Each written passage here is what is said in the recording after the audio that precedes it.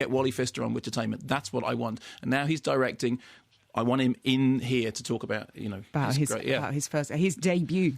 And you do champion him a lot, so I'm sure he will. Mark, The Dark Knight Rises. So the first thing to say is that I'm very, very aware of the fact that people don't want spoilers, and I'm going to do my best not to give them spoilers, and that's fine. I do, however, want to talk about the film itself. The thing that I was most profoundly struck by whilst watching Dark Knight was that I am old enough to remember the fuss when Tim Burton's Batman was coming up. And the whole story was Tim Burton is going to take and reinvent this character. It's going to, his vision is going to be radical. It's going to owe a debt to Frank Miller's Dark Knight. It's going to be an R-rated film because it's going to be so... And then, of course, the film came out and it did indeed over here inaugurate the 12 certificate. But it was, in the end, a pantomime, and I'm somebody who's often accused of going easy on Tim Burton because I like him, but I really remember that crushing disappointment. I was very good friends with a guy called Tim Polecat from the Polecats, and I remember being in Mill Hill, waiting for that film to arrive and being so excited, and then going to see it and going, yeah. And what I felt watching The Dark Knight Rises was, this is what we waited for. This is what Tim Polecat and I sat around in his house imagining that the Tim Burton vision was going to be. The dark, brooding, full-on, grown-up version that we didn't get back then. So the first thing to say is that it really felt for me like at the end of the film, I heaved a sigh of relief. The sigh of relief being... okay, that's it. We got the thing and believe me, I feel like I've been holding my breath for that for a very long time. The second thing, we've discussed this to some extent, great to see somebody demonstrating the cinematic quality of 2D film. Now, I saw the film in 35mm at the Empire. I haven't seen it in IMAX, and I'm going to see it in IMAX because Nolan is such a fan of the format, and I feel that until I've seen it in IMAX, I haven't fully seen it, but I wanted to see it on film, and that I think that's, it was really important. The blacks were as black as the blacks in Seven. When David Fincher was talking about the total blackout of the outside of the screen in Seven, the silver retained print that he used, I felt like watching that film, for me, the 35mm looked absolutely beautiful. So I do want to go and see it in IMAX, but also the balancing of the physicality of the actual physical effects against, obviously he uses CGI, but the physicality is right at the heart of it. Whenever there is an effect, there is a physical thing at the heart of the effect. So I love the way it looked. I love the fact that it's a cinematic, 2D, proper, big, lovely, for me, 35mm, for other people, IMAX frame. And I love the fact that Wally Pfister is the star of the film, and that he is living embodiment of the trickle-up theory. And David Putnam, I once asked, how would you reinvigorate the British film industry? He said, I'd get everybody who wants to make a film to make a low-budget horror movie, to start out doing that, make your money back, learn your lessons, and then go on from there. And that's what Pfister has done. And you look at the screen, you think, I'm sorry, that's an artwork in itself. So all those things, as far as it's the way it looks, just blew me away, and I did feel like it was a completion of something. As far as the storytelling is concerned, all the best superhero stories involve the anxiety that exists between one character, the main character, and then their alter ego, and also the weight of the alter ego. You look at, for example, the Raimi Spider-Man movie drawing on Spider-Man No More, but generally they get over that stuff really quickly. In the case of Dark Knight, I was very impressed by how long it takes Bruce Wayne to get back in the saddle as Batman. I don't want to give anything else away as far as the plot's concerned, but obviously at the end of Dark Knight, there is the whole thing about Batman is outcast, Batman is blamed, and it would have been very easy to just go in the first 5 minutes, oh, Gotham needs me again, I'm going to put the thing back and get back into the saddle. You do get a sense in the first movement of that film that is a genuine absence, a genuine tragedy. He's not going to get back. You feel the weight of the suit in the same way that you feel the weight of the CGI effect. You feel the weight of the suit. One of the most moving moments is a speech in which Alfred is talking to him about hoping he wouldn't come back. And for that to be so moving tells you something about the weight of everything that's happened up until that moment. Incidentally, I should say that I think the film does owe, in its use of memory and dream, a debt to Inception, which I still think is the most extraordinary work. And whatever you may have read about spoilers and all the rest of it, all I will say is that at the very end of the film, the way you interpret the end of the film, very much like Inception, is what you bring to it is what you get from it. It's one of those films which very cleverly has unspoilerized itself, because I've read versions of the end of that film, and I think that it is very much open to interpretation. I think that film ends in the way you believe it ends, and I think that that's a key to Chris Nolan's stuff, is that he allows the audience to make those decisions, to make those journeys for themselves, even in the middle of a great big, spectacular.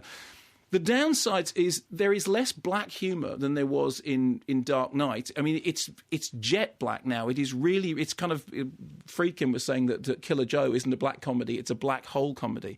And there is real, proper darkness here. I mean, the Joker obviously was a comedic character, a homicidal comedic, but comedic nonetheless. In the case of Bane, you don't have that. What you have is a much darker thing about... I'm working on something that's good for the ecology, the power system that's going to be beautiful and free, but actually it may be the seeds of destruction. The whole idea that runs all the way through it, which is that all Batman's nemesis are in fact versions of himself. They all come from the same place. In this movie, they quite literally come from the same place. And it does, as full on as I've ever seen in a comic book movie, that Nietzschean thing about you look long into the abyss looks back into you. The two sides of the coin are both sides of the same thing. That which does not kill me strengthens me, but there is a sort of black hole in the character. The idea that the Dark Knight is actually inhabiting the world at all, somehow he appears to be bringing all the bad stuff into existence with him. The other thing is, some people have complained about Bane's dialogue being hard to understand, and some people have said this is to do with which theatre you saw it in. I have many reports from Twitter, from many different things, saying that it is quite hard to understand some of his dialogue. I don't think it's anything to do with any theatre. Apparently in IMAX, people have had less problems, but I think in the end it comes down to the fact if you can't see someone's mouth... It makes it more difficult for you to interpret what they're saying. Yeah. Exactly. You don't realise how much you do rely on lips. But actually, for me, it was just a matter of tuning my ear. I saw it at the Empire, which I think is one of the best screening auditoriums in the country, and I didn't have a problem with it. I mean, I genuinely didn't, but you do have to tune your ear for it, and that is definitely true. There was also, I had some anxiety about the idea that in the end, it's always difficult to reconcile the conflicts between superheroes. We do get, for example, in this, some fist fights that take places within crowds. And I was thinking at the time, strange thing to do, but actually there seems to be an active move all the way through it to bring Batman down to ground level. And actually, although whilst I was watching certain action sequences, I thought it's a strange decision to have done it there. If Tim Burton had done this conversation, this fight would have taken place on the top of a roof or, on some Gothic structure. Mm-hmm. Why is it happening in the middle of a crowd? Actually, I think there is a point to it. The point is that in the end, it becomes part of that crowd mentality.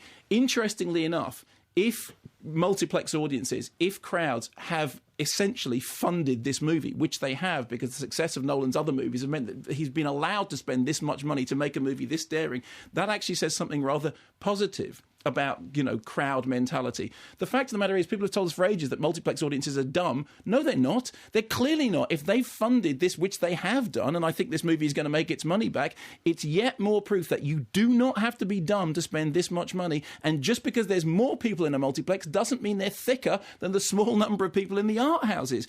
If Chris Nolan can make a movie that takes this much time, and it does take its time, it really does. At one point I was thinking, I can't believe you've been given the length of time to do, where's the producer standing over you with a stick saying, I want him in the costume, in the Batcave, jumping off the thing, doing that now. You've been 20 minutes with a bloke not doing all that stuff. And I think that's really, really brave. And when the spectacle arrives, it's proper spectacle. It's proper. Blimey, Charlie, you do feel it's physical. You do feel that when the gimmicks are out, when the gadgets are out, they're good gadgets. They do the stuff. And so I came out of it thinking, as I came out of the cinema, I bumped into Mark Lawson, who hadn't enjoyed it. Okay. And he said something on the lines of, well, the end was great, but what was all the stuff before? And my feeling was the end was great because of all the stuff before.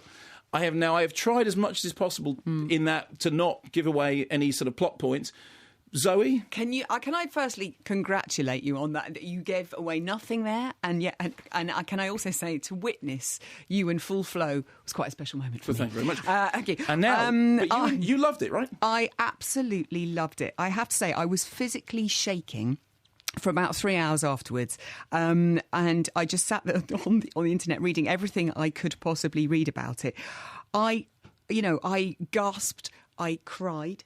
I laughed, and I was holding a book because I went to see it on my own at the IMAX. And I I love the fact that you went to see it on film first because you wanted to see it on film first. Well, IMAX is film, yeah, on film, but on the screen, the Empire. But I saw it in the IMAX, and do go and see it at the IMAX if you can get to an IMAX. Please do, because the experience it's just in every corner. I wanted to turn and look at the audience for their reactions at certain points, but I could not take my eyes off the screen. And I was holding a book because I'd gone on my own. I was holding a book, and when I came out, I realised that there were scratch marks, nail marks in the book where I had gripped the book with glee, in fear, and I think when I reached the end, it was that huge relief that it was so good, and it had done everything that you could want it to do. I'm surprised that Mark Lawson didn't enjoy it. And there's some great cameos. There are some wonderful treats in there. And I won't say any more, whether it be people or gimmicks or things that happen, that when I properly squealed with delight at some of the things that I got to witness. Oh, I thought it was a joy. Remarkable. I think that it is important, again, as, as an industrial point. The industrial point being, look, we talked about, raising the bar. You talked about multiplex audiences thinking they were through. And incidentally, I'll repeat this, I think the film allows you to make your own mind up about certain key decisions. I think if reviewers have revealed twists and then shame on them, frankly, because... Yes. You ruin the experience for everybody else. I think it's unfair. But it is possible to say, you may well watch Dark Knight Rises and think, even as you're watching it, good, this is long. This has languors. This has moments when there appear to be three different bits of plot going on and you're struggling to keep up with them. You know what? I don't mind that. I don't mind watching a film which I go, hang on, who is he? And he's connected to... And all the stuff with the Wayne boardroom. I mean, some critics have said, it's going to completely lose when they're talking about stocks and shares and... No!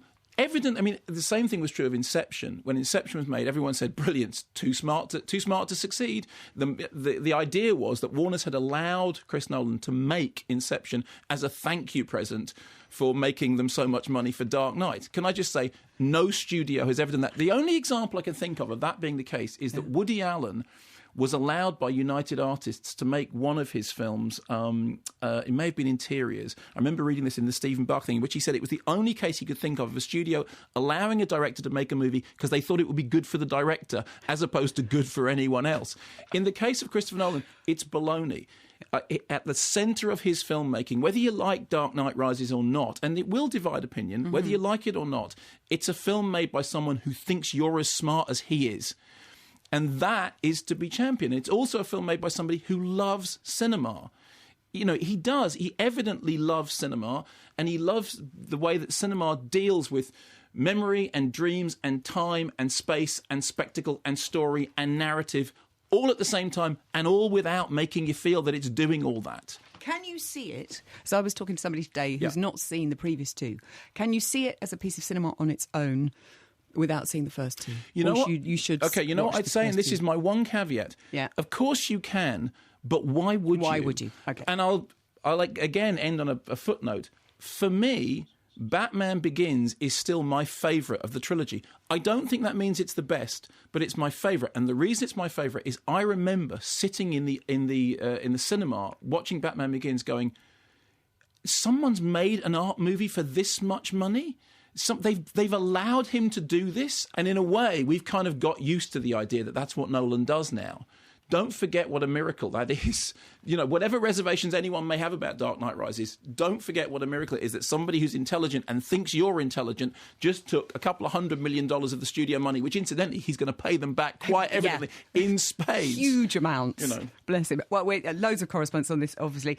This is from Ben Rowe, grade 7 trombone. I will leave very funny. I will leave fuller reviews to those more qualified than me. Suffice to say, this is a superhero film without comparison, dozens of excellent performances, and the latest in a long line of films that prove Nolan to be one of the best in the business. Thank you, Ben.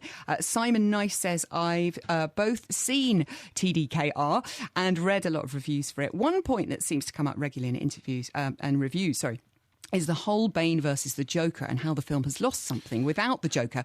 Well, perhaps it's because I'm a long-time fan of the Batman, says Simon, but I actually think that Bane was a fantastic villain who was a complete change from the Joker. And remember, the Joker is the antithesis of Batman and could almost be considered a product of Batman. Bane is far less about chaos and more about destruction. He doesn't see Batman as a plaything, but as an obstacle to be destroyed. This is far more physical confrontation than a cerebral one. I would hold with that. I think that it's obviously it's less humorous because the Joker is the Joker, but I also think that in this, the Bane character, the Bane Batman, I mean, everything about the way they're done, right down to the creation of where their characters comes from, tells you essentially these are two versions of the same character that could have gone either way.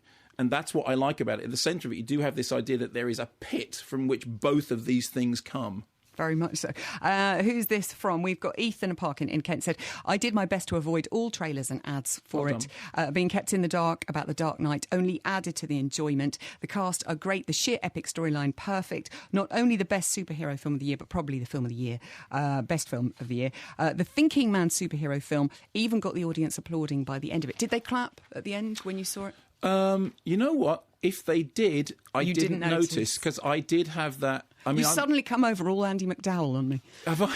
That's the line she says in the end. Oh, is it raining? I hadn't. That's noticed. Right. If it's raining, I hadn't noticed. I'm sorry. Yeah, well, there we go. At heart, Zoe, I am Andy McDowell in 4 Weddings. That's it.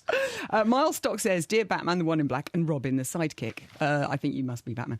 The Dark Knight Rises this morning at the BFI IMAX. It is definitely the best of the 3, says Miles. I'm not a fan of either Batman Begins or The Dark Knight. And at that point, what makes us wonder. Okay, David Byrne, probably not he of Talking Heads, says, I thought it was an extraordinary end to an extraordinary trilogy, not because it was everything I wanted it to be, but because it surprised me throughout. I felt uneasy with the narrative direction of the film about halfway through, unsure if it was all falling apart. Yes, exactly. Yeah, but the ideas all seemed almost too big with so much going on. However, the final third tied together not just the narrative of this film, but provided a satisfying, conclusive ending to the trilogy.